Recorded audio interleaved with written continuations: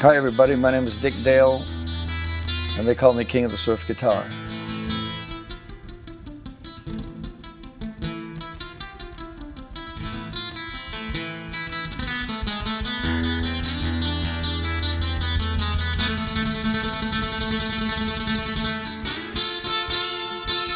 I don't call myself a guitarist. Like I'm a manipulator, you know, like of sound and rhythm.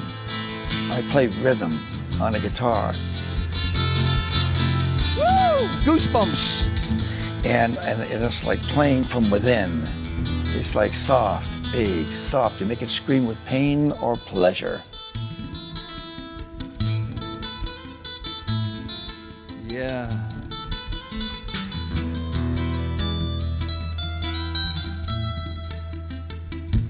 Some people feel that that instrument is their body.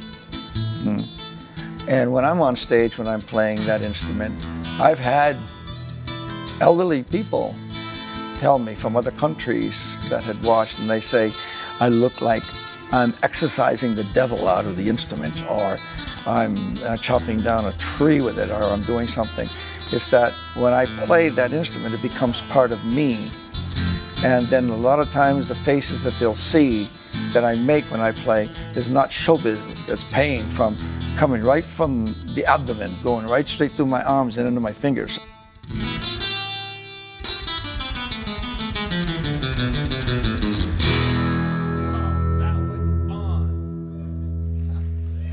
Now, some people just play with their fingers, but there are people who take that instrument, and as I talk to you, I get chicken skin too. They take that instrument and they wrap it around them. It's them. I just thought I'd throw that in. Here we go. How do you like that, Jimmy Dale?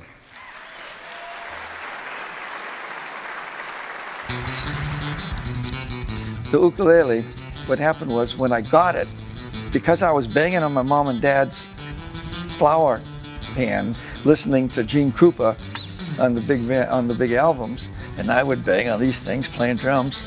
I had all the rhythm in my left hand, so I grabbed the ukulele that way, left-handed. And I got this magazine, and it says, okay, this is how will you put your fingers. Well, my fingers wouldn't go where the dot said, because I was holding it upside down backwards. So the book didn't say, turn it the other way, stupid, you're left-handed, you know. So I started playing the ukulele, forcing my fingers to learn that chord, you know, even though it was upside down, and I was strumming. There he goes.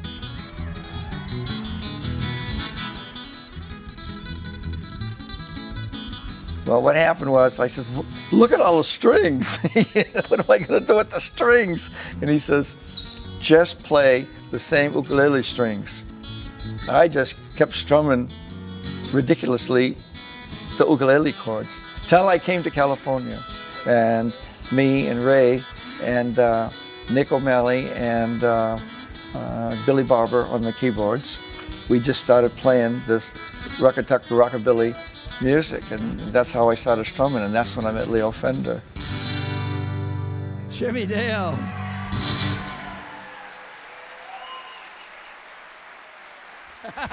Look at. Everybody thought I created the reverb for the surfy sound. No, I created it because I had no vibrato in my throat, and when I played the piano, the sustaining, I wanted to have that like that. So I found it inside of a Hammond organ that I had. And I took the organ apart and found the springs, and yanked it out and gave it to Leo and said, this is what I want. And we made the box, and I plugged my microphone into it, and I sounded like Frank Sinatra and Dean Martin. And then after about a couple of weeks with that, I plugged my Stratocaster into it. Oh, you know that song? Well, all right, if you're gonna do that, what that was meant, this was way back when, in the late things, it meant, let's go tripping on down to see Dick Dale. That's what it meant. When I first went surfing, the kids who surfed with me came to see me play, and they said, my God, you're the king of the surf guitar, because they related it to the ocean But I was also relating it to my lions and tigers and all the animals I was raising. I had over 40 species of these animals, hawks, eagles, falcons, you name it. I've had them, gorillas, elephants. So I lived with these animals and I raised them.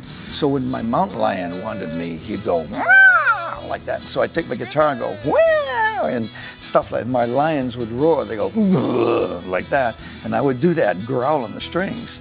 And the same way with the Gene Krupa drums. Now this is the first Holly Gully. And Leo Fender would say, "Why do you have to play so loud?"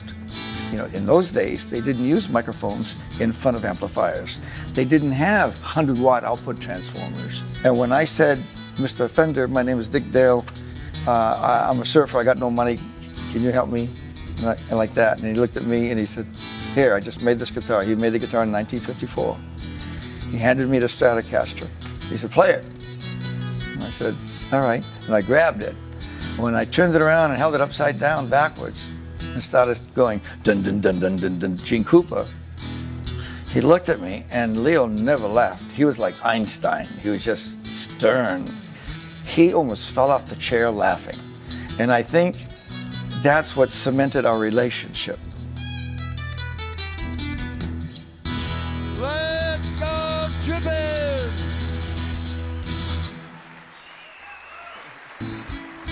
The thing is that right off the bat, I love construction.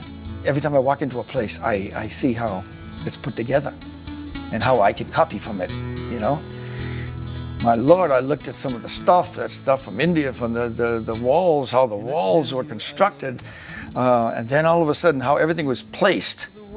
Then I walked into this room, how things are placed. So when you look, you're not just, you can turn and look at something, see it in its entirety. You can now read about it. You can stand there and look at it, and there's nothing else taking away from it, if you follow what I mean. It's like, look at me. There's a difference between having something sitting on a wall and hanging with a bracket. But when you look at your displays, every one of them look like they're alive. They're alive. There's air around them. You don't have anything sharing space in here.